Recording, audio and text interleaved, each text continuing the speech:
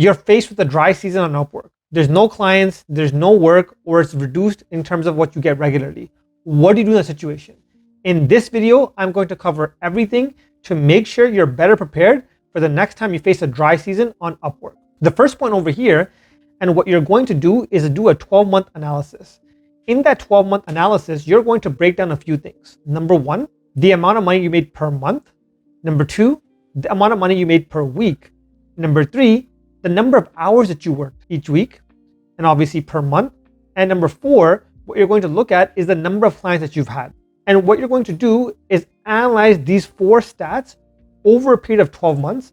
And then you're going to come up with a sort of a formula to see at what month or what months were those where you had the least amount of work, least amount of clients, and the least amount of revenue that was brought in, number one. And obviously you want to look at and compare this to those months where you had the most amount of work, revenue, clients, and everything else as well, based on those stats. Because before doing anything, unless you do a critical analysis and an audit of your Upwork profile and the clients that you're getting and the money that you're making, you may think to yourself that maybe July was a really dry season for you, or was a dry period in your Upwork revenue, when in fact it wasn't that bad.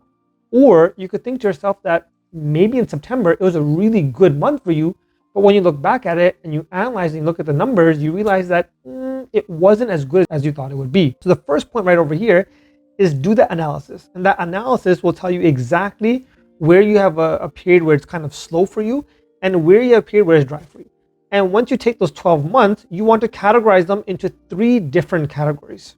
The first category would be those months that are considered, or you would rank as your high season, okay? The second category would be those months considered not that high, not that low. And the third category would be those months that are considered your low season. And when you make that criteria, you have to look at your own Upwork profile and see how the year went to understand what that criteria should be.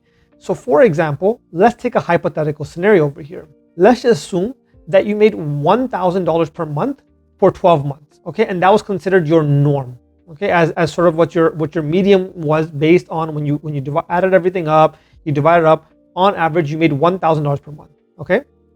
Now in this scenario, if you had a month that was $2,000 in revenue, you know that's considered a high season. At the same time, if you had another month which is only $500 in revenue, you know that's a low season. So you can use that as a way to kind of get an understanding of what you categorize as low and high. And as I mentioned before, add everything up, divide it by 12. That gives you the average amount of what the average cycle should be or average month revenue should be. Anything above that would be considered a high season month, and anything below that would be considered sort of the dry season, or the season where you don't get a lot of work on Upwork. Number two, what you want to do over here is that once you get this understanding, what you also want to do is look at your industry and anticipate when certain dry reasons may be, okay? So let's take an example over here. Let's just say hypothetically, you are an accountant on Upwork. And once you do your analysis, you realize that, oh wow, when it was like March, April, and May, or for example, like February, March, and April, it was my peak season, okay? And you realize that when you look at the charts, and then you go, but during June, July, and August, it was a really dry season for me. Why was that? Well, in accounting, we all know the fact that when tax season is April. So the months preceding that, February, March, and April are going to be very busy. Likewise, the months after that. So for example, like let's just say, April is very busy. May might be very busy because people who didn't do it in April are going to be coming into May. But then when it comes to like June, July, August, because it's summertime, maybe that's the time where it's not as busy for you, okay? So whatever industry you're in, you want to look at that industry and get an understanding of what is considered your peak time and what is considered your low time, okay? And what you want to do over there is that once you understand within your industry what is considered the dry season and the really peak season over there, compare that to what happened to you in actuality in those 12 months. Does that correlate? Because if you know as an accountant, it's supposed to be peak season in February, March, and April in terms of what the industry standard should be for when accountants should be busy, but you weren't busy at all during those months, you know something's off, right? Or vice versa, at a time where it's supposed to be very slow, but you're very busy, you know you're doing something right in order to make sure you're busy at a time in your industry where it's generally very slow, okay? So that's the second point that you want to do over here, which is understanding the dry season and the peak season in your industry, okay? The third point over here is that there are certain dry and peak seasons that are just overall in general happen in every industry. So understand that as well.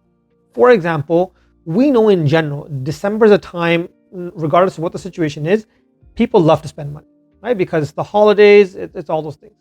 At the same time, December is a time where people are not working as much, right? They're in the Christmas period, lots of days off, it's holidays, Christmas parties. So December could be a month where maybe it's just a month for freelancers, it's not a good month, okay? We know January is also not a good month because people have spent a lot of money in December. So January typically is a very slow season. Some people are gone on vacation, typically very slow as well, especially the first 2 weeks of January, I would say, right? So we can say that December and January could be maybe slow months for a freelancer in general, right? At the same time, we also know for freelancers that June, July, August might also be a time where it might be a little bit slow. And the reason being is that for a lot of clients, they're going on vacation. They have other activities that they're involved in during the summer months, right? So these are just general sort of things that you should be mindful of. Likewise, there are, for example, if you have freelancers that are located within a specific country, be mindful when their New Year's is, okay? As an example, New Year's in China happens at the end of January, right? So if you have a lot of clients on Upwork who are from China, you may be saying to yourself, well, but wait a minute, I was in December and January for the first 2 weeks. I understand it was slow, but why is it that for me, I'm getting slow in like January and a little bit in February though? Right? Again, it also depends on your geographic location of where your clients are. Let's take another example over here. I gave you one of China. For example, let's just say hypothetically, you have a lot of clients who are in the Middle East. In the Middle East, in the month of Ramadan, is a time where businesses are generally very slow because they're focusing on fasting, they're focusing on their spirituality. So if you have a lot of clients from there, and as an example, in 2023, Ramadan is going to be in March. In that scenario, you might experience a dry spell in March when in actuality, that dry spell may not be there for the rest of the world, right? So you have to take into consideration your geographic location of the majority of your clients and understand what are local things happening within that country or within that culture or that environment that may impact what is considered a dry season and peak season for freelancers in general getting work from clients in that area. Okay, so once you take this analysis overall of yourself, of how you performed, of your industry as well, and then at the same time the geographic location of your clients, that gives you an understanding and gives you the ability to do a deep analysis of where you stand. So based on all those circumstances, you need to analyze and look at that picture and say to yourself, okay, I'm performing above industry average in terms of what I'm making per month, but at the same time, I'm making less than what my industry average is. But at the same time, based on the geographic location, I'm very busy, for example, in the months that should be slow for those clients in that area. You want to analyze this and really look into it to see, do you stand at a position where you're much better than most freelancers in your industry or much lower, okay?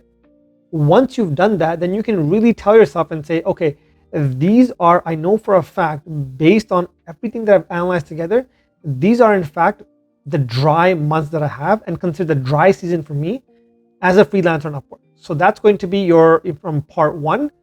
That's the one conclusion you want to come to, is that getting a definitive answer of those specific months that you can label and categorize as being the dry season, right? And as I mentioned before, that we all feel a certain way, but until we get into the analytics, the numbers and the nitty gritty, and do a full analysis and audit of what in actuality is the fact, then we can come to the conclusion of what is considered the dry season for us as a freelancer on Upwork and what is considered the peak season for us as a freelancer on Upwork.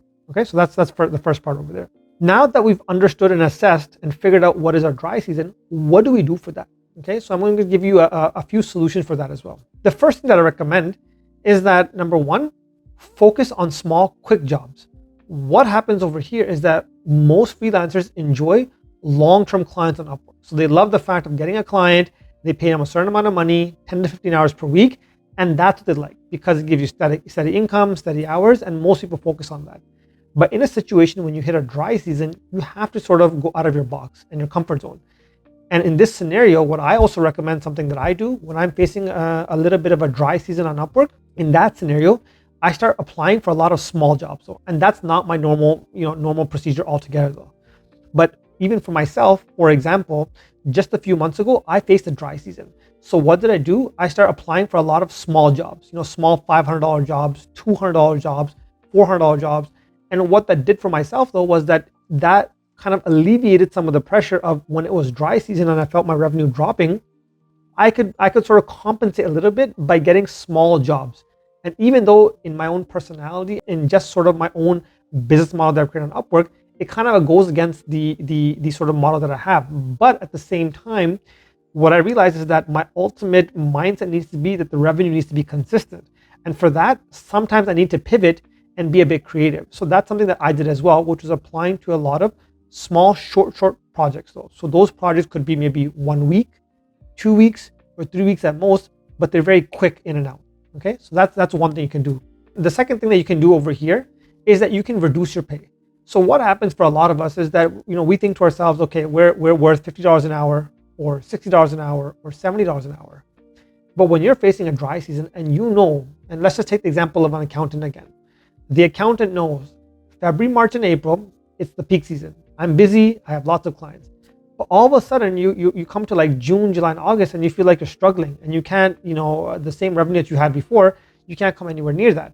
In that scenario, it may not hurt to drop your rates a little bit and also bid for jobs that might be a little bit under your normal rate just to ensure that you're still getting money coming in. Because keep in mind one thing, revenue slightly decreasing is okay, but revenue completely dropping from 1 month over here to completely zero over here, it's very hard to manage. It's very hard to manage your expenses on a day-to-day basis as well. Because imagine if you average, for example, $2,000 a month, and all of a sudden it gets into the dry season and you're averaging like $300 a month. When you've built a lifestyle in a way where your expenses are at a certain level and you're making a certain amount of money to meet those expenses, and all of a sudden your revenue drops, your expenses don't drop. Those things don't drop with that as well. And what's going to happen is that you're going to fall behind, maybe relying on credit cards or line of credit or your savings. And then when you get into the peak season, you're going to have to go back and start paying back all that. So it almost feels like you're not getting ahead, right? So in this scenario, it may be a strategy to simply drop your rate a little bit and take on some work which is a little bit below your pay grade, but it ensures the fact that you're getting steady income, okay? The third point over here in terms of tackling that dry season is showing more flexibility. When you know you're in a dry season, it may be in your best interest to maybe not be so rigid, maybe not be specific and strict in terms of your hourly wage, in terms of the work that you do for a certain hour. At that point in time, be a bit more flexible. Be willing to maybe add on a few extra things for a client that you typically don't do, or go out of your comfort zone in terms of the work that you provide, or maybe you do a bit of extra work that's, you know, on the house in one sense as well, and you don't charge for it, or you charge a reduced rate for it. Those are all things that when you show that flexibility and you attract more clients, in that scenario, what you are doing is that you are ensuring that even during that dry season, you still retain some sort of, you know, clients who ensure that that revenue stream does not fall too much. Another point over here is that when you know, and obviously when you've been on Upwork for a year, 2 years, and you can anticipate when the dry season is going to come up, when you know that, talk to your long-term clients and ask them, what is their business plan for the next 3 months? Let's just make up an example again though. Let's just say you are a graphic designer, okay? And you have regular clients, and you know that each and every single time, every year, there's going to be 3 months where it's going to be a bit of dry season, okay? In that scenario, you could talk to those clients in advance and ask them, look, I understand that in your industry, the cyclical nature of the industry, I understand the next 2-3 months are going to be, you know, sort of your downtime over here. What do you plan to do during that time though? What are key acquisitions or key projects that you have on the go? How can I align myself with those things to ensure that even during the time where you're not going to be as busy, I'm still aligned with you? If you can have that conversation, anticipate what they're about to do in terms of their business decision over there, you can then better think to yourself of how to tackle that. So for example, if you have a good rapport, and this is where client relationship is very important, if you have a good rapport with the client, what you can do in that scenario is you could say, okay, I understand that this is going to be coming up in the next few months. I'm prepared to do this for you though. This is how I can help you in this time as well. That client is going to look at you as a much more valuable piece to the business model, and then will most likely reach out to you in that time as well, so that even though they may cut the hours of everybody else, but they give you that level of seniority and respect based on the fact that you reached out to them and had the interaction and communication with them. The next point over here is that you should also reach out to former clients. And this is something that I see seldom, like rarely anyone do this, right? And that is the fact that when you know, again, what your peak season and what your dry season is, when you understand that, for example, if your dry season is going to be June, July, and August, maybe when it's like March, April, and May, you go through your Upwork account and reach out to old clients. start reaching out to them and say, hey, by the way, I had a great project with you 6 months ago or a year ago or whatever the time period is. If you have anything in the pipeline in the upcoming months, just keep me in mind. I would love to work with you again.